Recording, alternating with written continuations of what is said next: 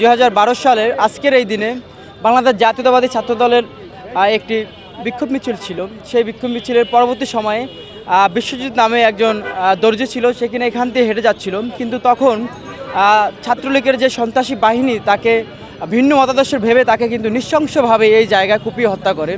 পরবর্তীতে সেই ঘটনাটি সারা বাংলাদেশে আলোড়ন তৈরি করে এবং বিশ্বজিতের হত্যার বিচারের দাবিতে কিন্তু সারা দেশের মানুষ কিন্তু তখন আন্দোলন সংগ্রাম করেছিল।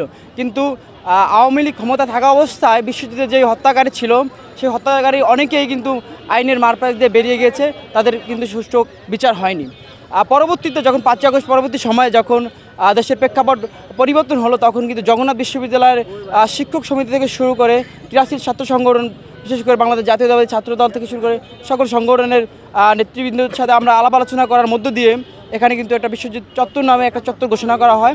এবং আজকের দিনে যেহেতু বিশ্বজিৎকে হত্যা করা হয়েছিল, তার স্মরণে বাংলাদেশ জাতীয়তাবাদী ছাত্রদল এবং শিক্ষক সমিতি সমন্বিতভাবে আজকের এই দিনটিকে আমরা বিশ্বজিৎ চত্বর হিসেবে ঘোষণা করেছি এবং তার স্মরণে আজকে আমরা এখানে এসেছি এবং তার শ্রদ্ধায় আমরা আজকে এখানে শ্রদ্ধাঞ্জলি করেছি। আমরা সবাই তার ফুল দিয়ে তার যে আমাদের যেই তার স্মৃতিতে আমরা যে একটি ভাস্কর্য তৈরি করেছি সেখানে আমরা তার প্রতি শ্রদ্ধা নিবেদন করেছি।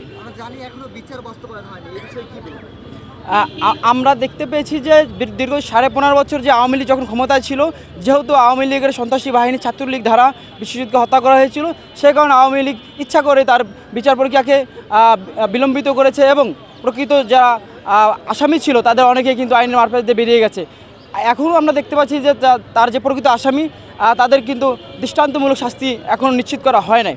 তো আমরা আমাদের এই জায়গা থেকে আমরা স্পষ্ট করতে চাই যে বিশ্বজিৎ হত্যার সাথে যারা জড়িত তাদের সবাইকে খুব দ্রুত সময়ের মধ্যে যাতে প্রকৃত আসামিরা তাদের বিচারের আওতায় আসে, সেটাই আমরা এখান থেকে দাবি করছি।